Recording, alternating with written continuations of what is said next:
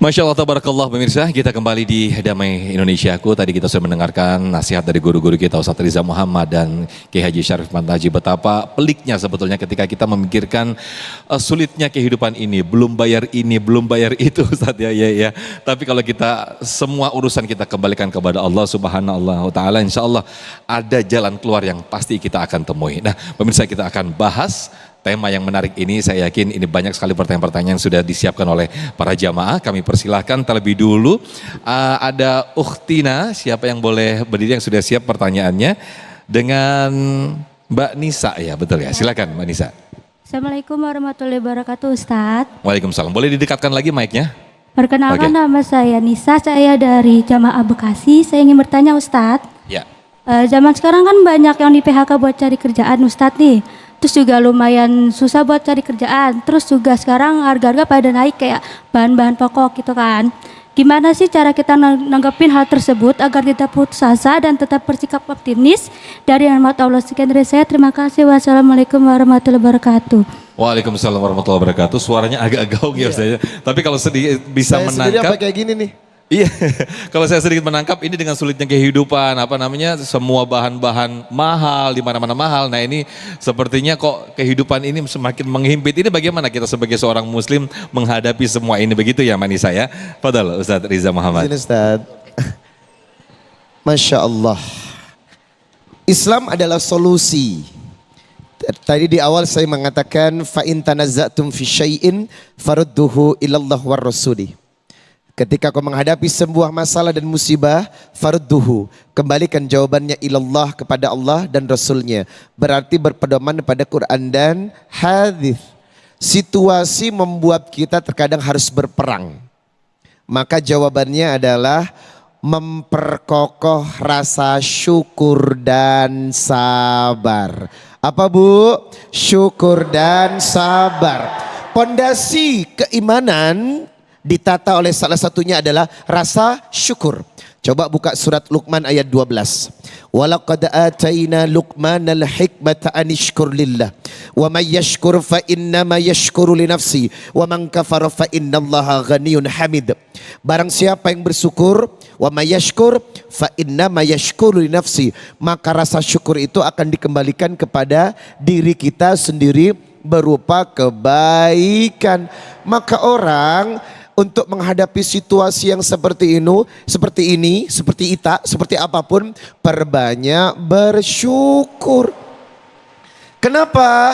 Seandainya kita mengamalkan doa Nabi Sulaiman, Rabbi auzi'ni an ashkura ni'matakallati an'amta alayya, tetaplah ajarkan kepadaku ilham untuk mensyukuri nikmat yang sudah ada.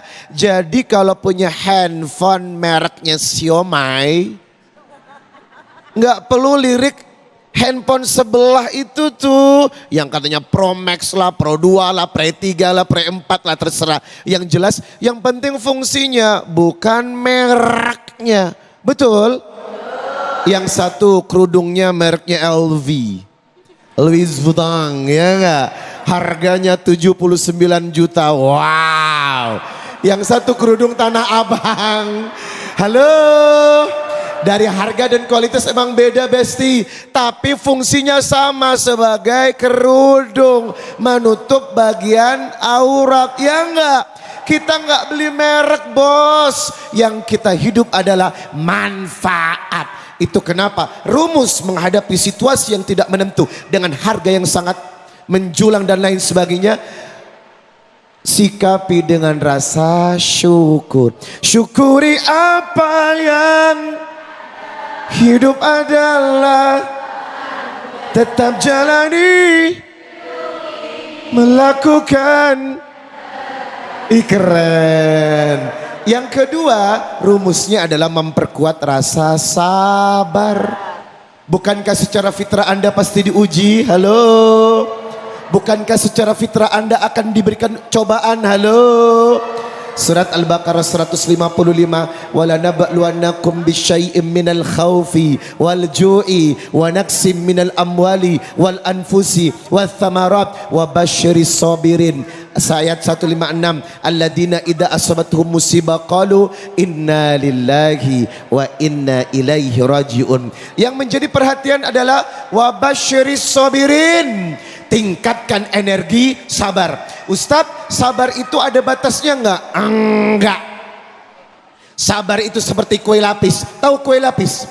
Lapis pertama hilang, ada lapis kedua. Lapis kedua hilang, ada lapis ketiga. Lapis ketiga hilang, menanti lapis keempat. Itu kenapa? Ya ayyuhalladzina amanu sabiru wasabiru. Ali Imran ayat 200. Sabarlah dirimu dan kuatkan kesabaranmu. Energi sabar terus diasah dan ditingkatkan. Tanpa meningkatkan energi sabar, maka kita tidak akan mampu menghadapi kehidupan yang penuh dengan ujian dan tantangan.